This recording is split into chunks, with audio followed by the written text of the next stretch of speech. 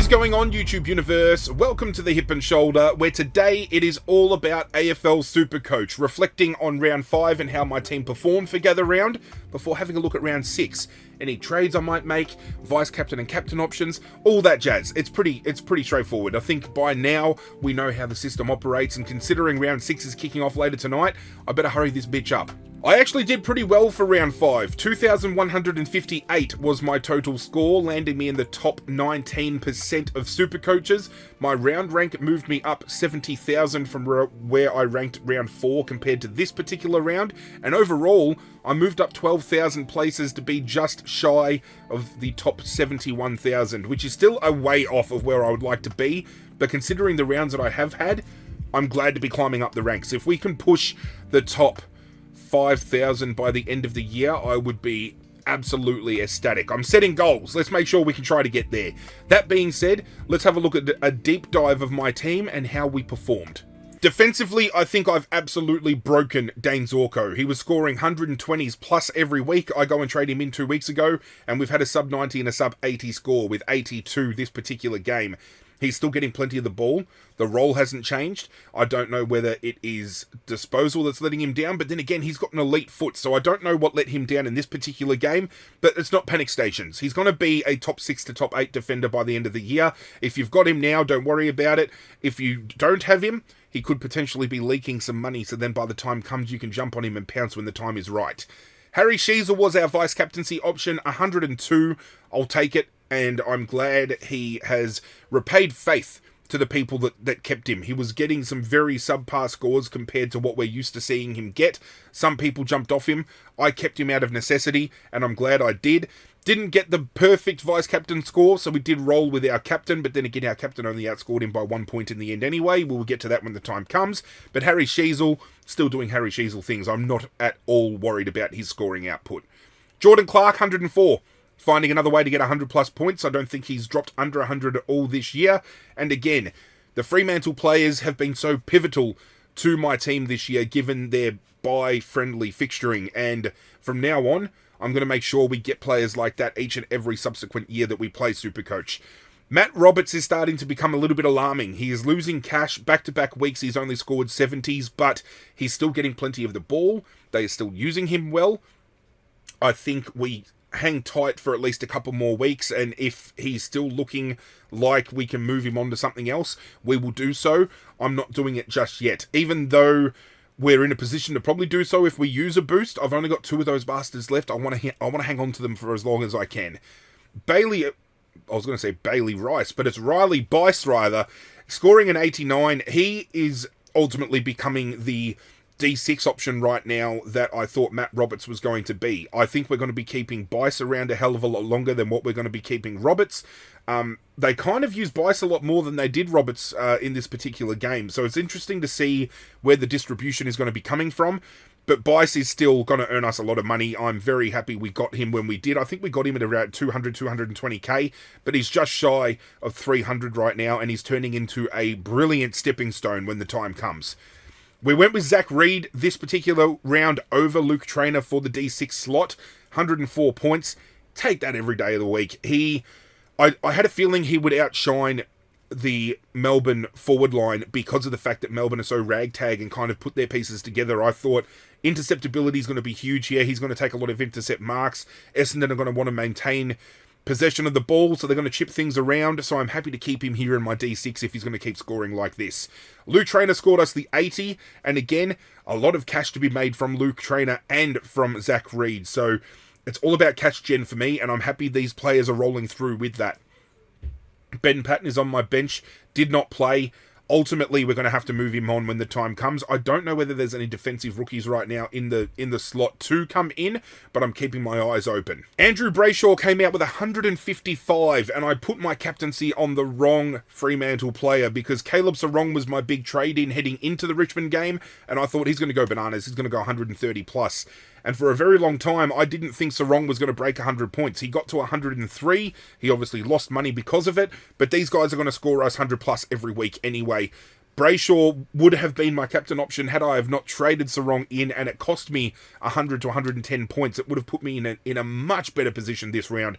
So I'm a little bit upset about that, but can't be upset about the fact that we've brought Sarong in and we've bolstered our midfield overall. Lachie Neale is the upsetting one for me. If I could roll things back and start my team all over again pre-round 0, I would have gone with Josh Dunkley like I had for all pre-season, but I then flipped and went to Lachie Neale. It was, in hindsight, a very bad move. I mean, in hindsight as well, I started with Lachie Ash. I faded him for Sam De Koning, and I probably shouldn't have because Lachie Ash has been absolutely brilliant in defence for GWS. So, hindsight's a bitch because it's absolutely fucking kicking my ass. But Lachie Neale ultimately will be one of those trades where once I've upgraded my team fully, if he is still underperforming, he's a luxury trade. We look to move him on to another primo midfielder. I'm still hanging tight that he is going to up his game and start scoring better. This week could be one of those weeks because he's coming up against Collingwood, and it'll be interesting to see how they operate. Whether Perryman runs with him, I don't know, but I think we're putting a watch this space on Lachie Neale right now because we could potentially be moving him on down the line. Adam Chera was one that I was potentially talking about moving on when he was scoring the 90s, and I was like, he needs to start scoring better, otherwise I'm getting rid of him. He's now a lock for my team for the rest of the year. If he's going to keep scoring 110, 120 points like this, keep him on board. He is not going anywhere because as far as mid-prices go, he's absolutely smashing it. Especially considering I've got Clayton Oliver and Finn Callaghan that have been making me pull my fucking hair out. It is absolutely ridiculous to think that Clayton Oliver and Finn Callaghan coming into this year were hyped up as two of the biggest players that we needed. Finn Callaghan obviously coming out with those big scores early and then has severely dropped off the pace. But he is still attending the most CBAs for GWS midfielders. So I don't understand why he is not getting as much output as he could be. I mean, he missed a goal on the weekend. That could have bolstered his score a bit as well. If he had gone closer to 100, I might have been happy. But Finn Callaghan is coming very close to being on the chopping block for me, especially with him hemorrhaging cash. Similar to Clayton Oliver. Clayton Oliver was looking at one of those players that could be a mid-pricer that we keep. But at this point, Finn Callaghan and Clayton Oliver might be the two mid-prices that I flip ahead of my rookies, because some of my rookies are scoring better. Levi Ashcroft come out and scored a 90. Every day of the week we lock that up, we take that, and he is looking like an option that we can keep ahead of a Finn Callaghan. It's just a very precarious position I'm in, and it's going to be interesting to see how I operate moving forward. We put Boxall on field knowing he wasn't playing in case we had that captain loophole we wanted to play, so we ended up taking Xavier Lindsay's 48 over Murray's 42. Lindsay was one I was thinking of trading out, and I still very well may do so, because he's got a break-even of 64. Now, he came off of a very bad knee injury, scoring the 9 when he got injured. This was his first game back. He scores a 48.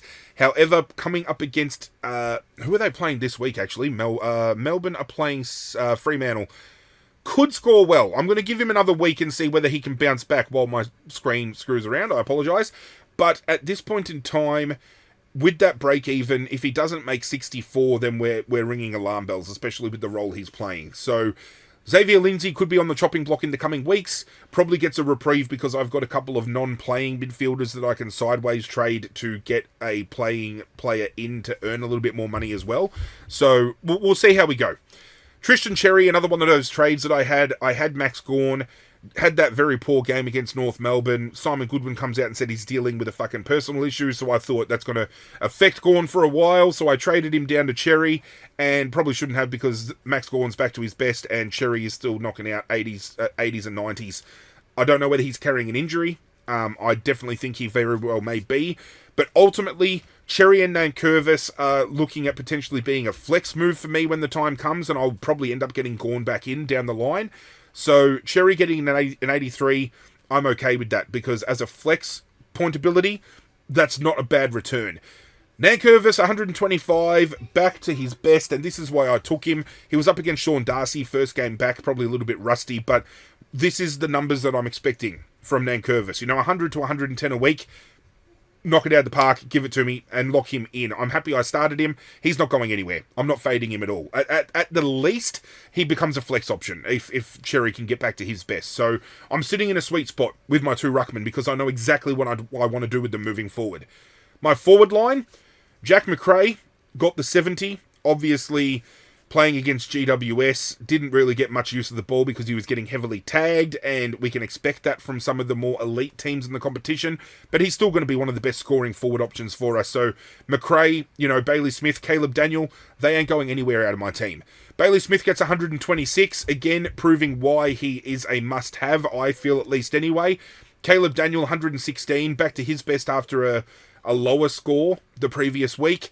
And again, these are players that we're selecting as mid-prices to keep. And it's crazy to think that our forward line is pretty much packed out with midfielders and they're all locks. They're all going to end up being, top 6, top 10 forwards. Absolutely insane. Bailey Humphrey, 74. Against North Melbourne, I actually backed him in to get closer to 100. It's a little bit upsetting to see that he only got so little, but they're playing Richmond this week, so I'm probably banking he will get closer to 100 this week. If not, he's a perfect stepping stone for somebody like a Christian Petrarca, who has been given DPP along with 68, 69 other players. I think there was over 70 players total that got DPP options. As you can see on my screen, Finn O'Sullivan now has that mid-defensive swap. You've got Levi Ashcroft can now move forward. Sam Davidson can now go into the midfield. I'm starting to get some swap and change players. It's a good position to be in. Sam Davidson, speaking of, got a 61. Coming up against St Kilda this week, he could go absolutely monster. So I'm still keeping thick with him. He's going to stay put. Isaac Kako got a 38, only a little bit better than Tom Lynch's 34, but I'm going to be moving Tom Lynch on this week to a rookie that is going to be taking that on-field slot, and Kako's probably pushing his money-making to the limit right now anyway, so Kako could potentially be downgraded as well in the coming weeks. Hewitt didn't play, but is rumoured to potentially be back in circulation this week and available for selection, so might stand to make us a little bit of money. And Finn O'Sullivan was in my slot this week, 69 for the flex, overtaking Kako's 38. And again, Finn O'Sullivan is one of those players that I can now move to my defensive line. So if I ever wanted to move out somebody like a Patton, Finn O'Sullivan can slip back in there, but for the time being, I'm going to make a move this week that could potentially earn us more points out of the flex. So with that being all done and reflected upon, it is time to make my moves. First of which, we will get the flex done. I'm moving Luke Traynor to my flex and Finn O'Sullivan becomes my bench player. Thank you very much. Boxall is going to come off for Camporelli. See, I want to keep Camporelli around because he plays one more game and he gets a price rise. Boxall hasn't played at all yet, but he keeps getting named, so I feel he's close to a debut. I don't know. I'm gonna do it. We're gonna do it. We're gonna go Camporelli. I could go with a Moraes. Hang on a minute. Moraes still has a break even of around 30 to 35, so he's going to break that. As I said, Lindsay's probably the option that might not push that, but I'm going to give him another week. We'll get rid of Camporelli, hoping that Boxall eventually gets a fucking debut.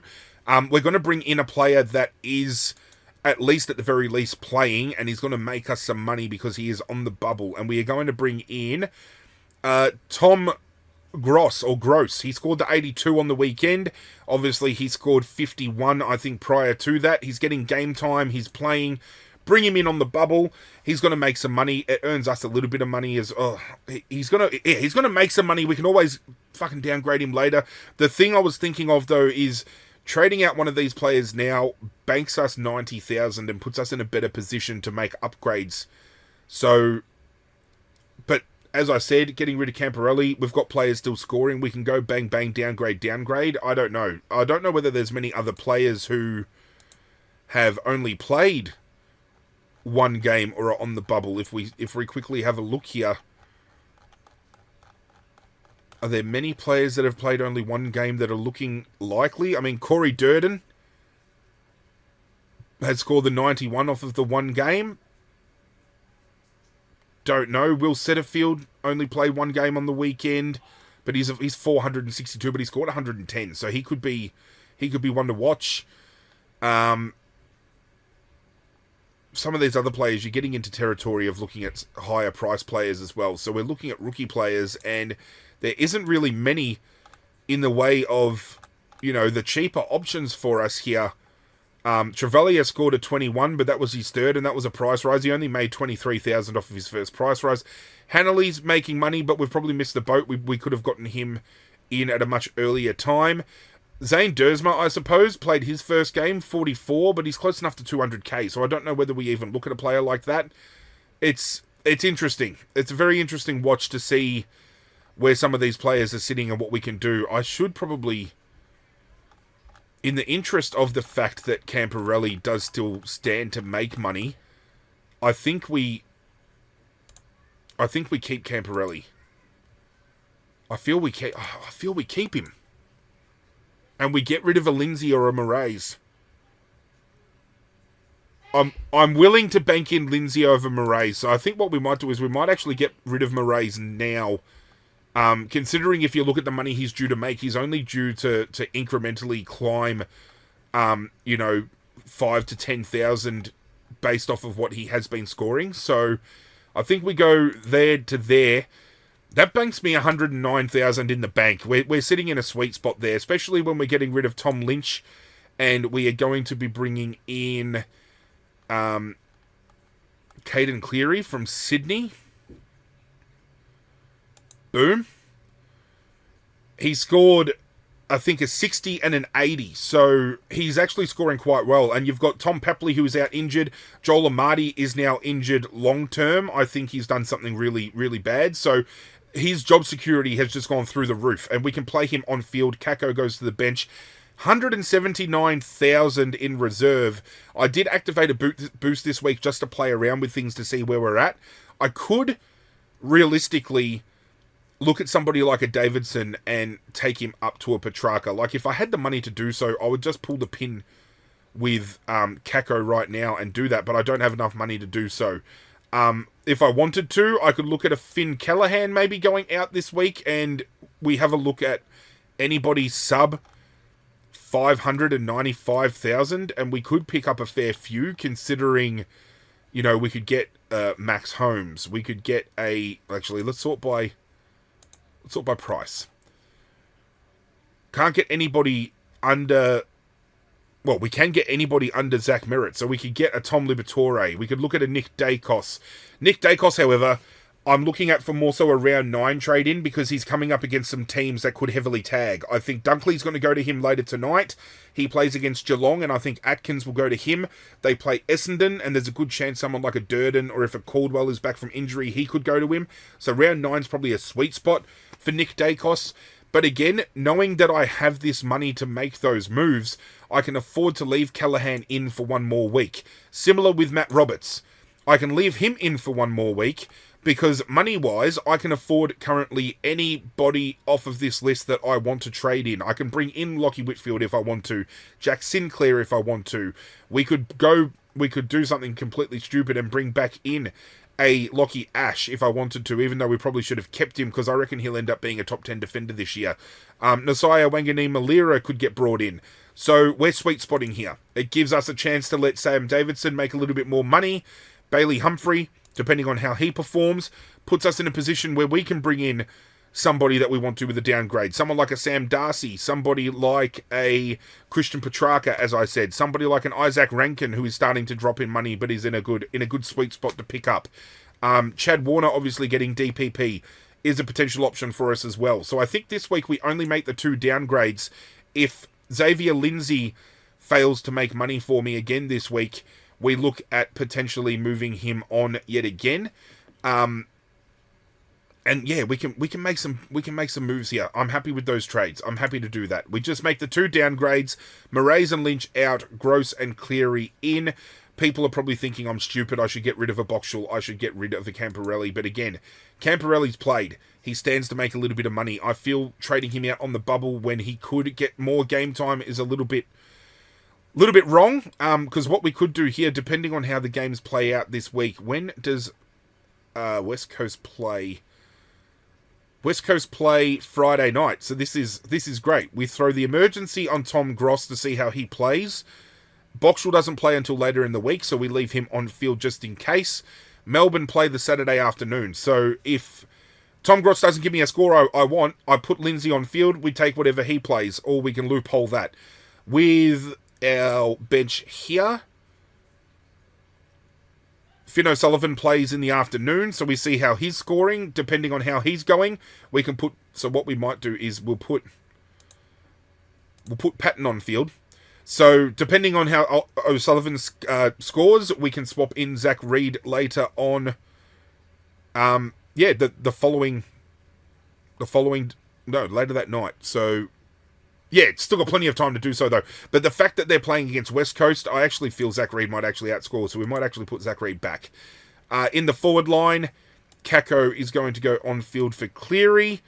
And what we are going to do is we're going to do similar to the same. If West Coast doesn't end up playing Hewitt this week, we have a look how Isaac Kako scores, and if he scores okay, we put Hewitt on. Well, actually, no, we can't afford to do that because they're playing the fucking same. We're backing in Cleary to just score a good amount of points. That's what we're looking at this week. And then obviously Trainer in the slot for our flex. I think we're looking good this week. Vice captain and captain options. Caption options, fuck me. What are we going to look at here? We have... Oh, if we had somebody like a Noah Anderson or a Matt Rowell up against Richmond, that would be a great time to throw the captain on them. For captain option this week, I might actually go Andrew Brayshaw against Melbourne, because Melbourne don't have anyone they're going to run a tag. So Andrew Brayshaw might actually pop off. With our vice-captain option this week... Oh, see, we've got potential here. We could go Dane Zorko. We could go Lockie Neal. I don't think there's anybody later on. I mean, Bailey Smith against Hawthorn as a captain option, and we put the vice-captain on Brayshaw. Could be a go. Maybe. I don't know who else we could potentially go here. We could go Adam Chera, vice-captain against North Melbourne. We could even just leave the vice-captain and Harry Sheasel. Might go Adam Chera. I'm going to we're going to go something a little bit odd this week. We might go the vice-captaincy on Adam Chera and then into Andrew Brayshaw. Even though tonight, I don't know, I feel does Dane Zorko pop off this week? I'm not sure. That's what I'm going to land on now. I might do a little bit of throwing around leading up to the game tonight, but I'm happy to do that this week. Richmond coming up against the Gold Coast. Could we go Nankervis? Could we go Tristan Cherry in the ruck this week against TDK? There's options. Obviously, as I said, Bailey Smith coming up against Hawthorn, unless they play someone like a Finn McGuinness and get him to run against him, I'm not sure.